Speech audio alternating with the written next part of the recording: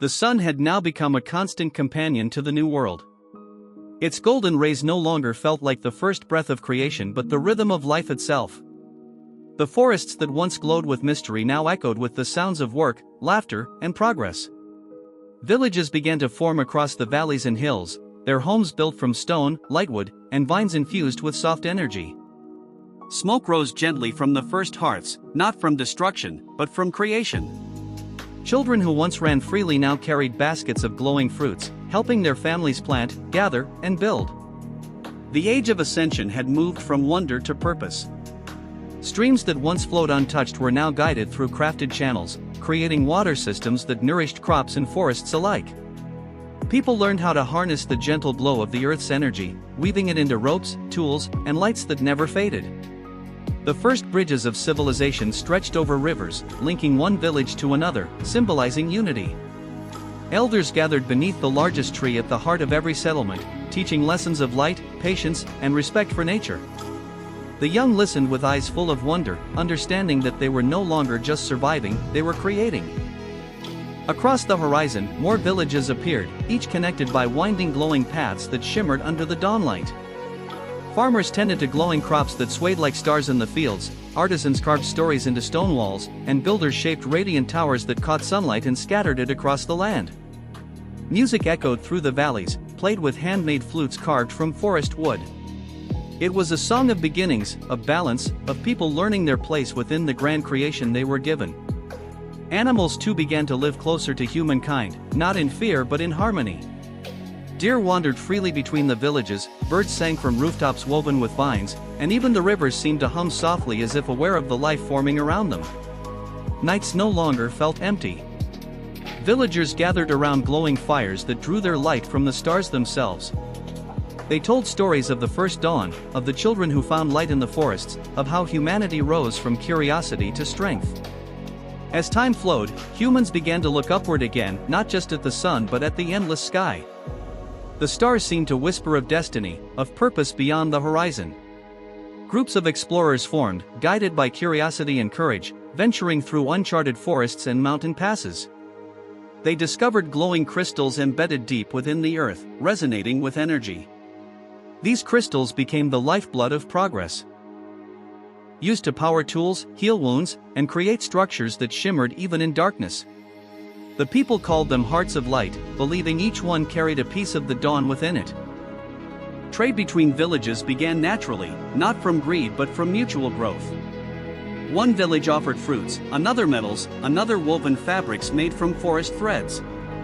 For the first time, humanity built a network of cooperation. Elders from each village gathered under a vast radiant tree at the heart of the valley to form what they called the Circle of Harmony. It was not a rule of kings, but of wisdom and fairness. Decisions were made through unity, not command. The Age of Ascension grew not through conquest, but through collaboration. Children who once played beneath the trees now studied the arts of creation, some learning to shape light, others to heal the earth, and a few to guide the stars. Education became sacred, and every spark of curiosity was treated like a seed of divine potential. The forests turned into living classrooms, the rivers into teachers of rhythm and patience, and the sky into an endless book of possibilities. The people began to understand that the light within them was not only a gift but a responsibility. They built shrines of reflection beside rivers and within mountains, where quiet minds could meditate on balance. Some learned that the same energy that gave light could also cause imbalance if misused. Whispered lessons of caution began to pass among the wise, that power without harmony could darken the light. Yet for now, the world remained pure, driven by purpose and unity. The land itself seemed to respond to the people's growth. Where villages flourished, flowers bloomed in radiant colors never seen before. Rain fell in gentle silver streams, nourishing every seed that touched the soil. Winds carried songs from one settlement to another, connecting hearts across vast distances. There was no need for boundaries or titles. Each person was both builder and dreamer, both learner and teacher. Over time, artistry became as important as labor.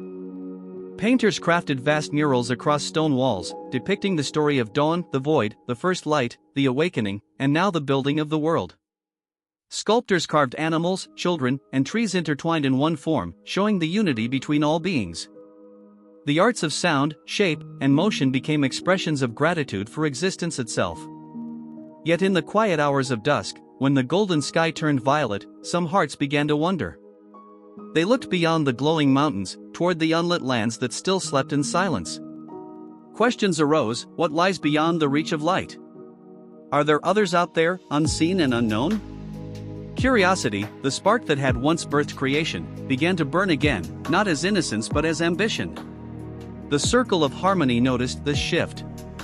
Some elders feared it, believing humanity was not yet ready to seek beyond the world they had been given.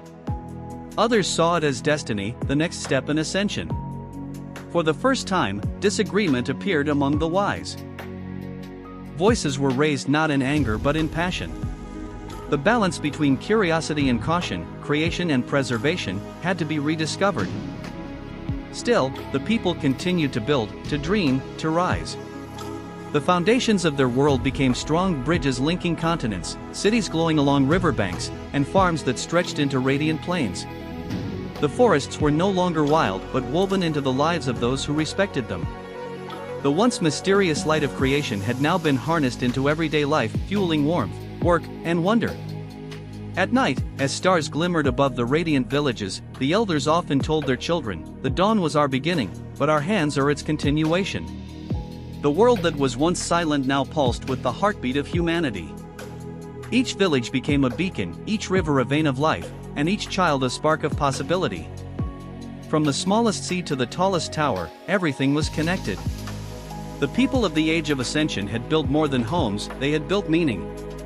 The earth had found its rhythm, and within it, humanity had found its voice.